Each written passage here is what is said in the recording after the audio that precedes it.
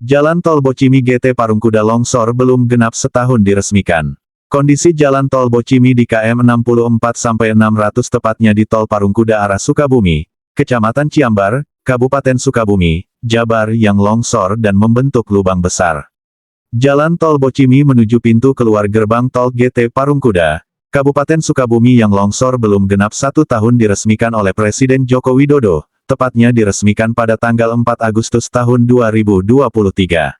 Hal itu memantik pertanyaan warganet mengenai penyebab longsornya jalan tol tersebut, seperti dikutip dari akun @k4m4lk3r3n, Tol Bocimi Exit Parungkuda ini setahu saya masih baru belum ada 2 tahun dibuka.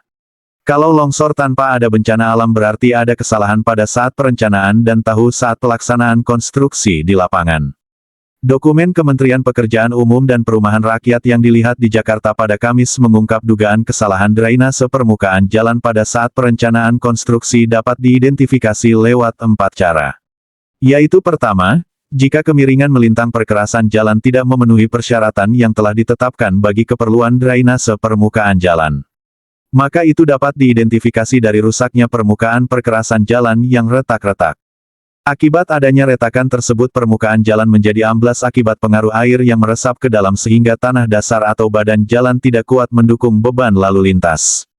Kedua, jika selokan samping tidak lagi berfungsi dengan baik sesuai tujuannya yaitu yang seharusnya untuk menampung dan membuang air yang berasal dari permukaan jalan dan dari daerah pengaliran sekitarnya, maka itu dapat diidentifikasi dari adanya kerusakan pada selokan samping.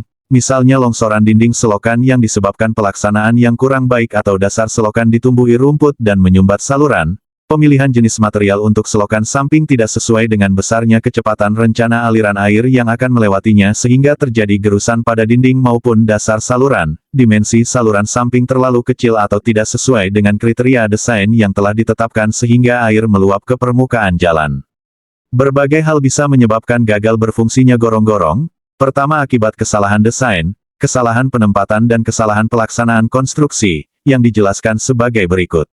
1. Penempatan kedalaman yang kurang tepat dan aman terhadap permukaan jalan sehingga rusak atau patah akibat beban lalu lintas. 2. Jenis bahan yang digunakan untuk pembuatan gorong-gorong kurang memenuhi syarat untuk dapat menahan beban lalu lintas. Bila tidak kuat maka gorong-gorong akan patah dan permukaan jalan akan amblas sehingga air tidak mengalir melalui gorong-gorong sehingga ini mengurangi fungsi kemiringan melintang perkerasan jalan sebagai drainase permukaan jalan.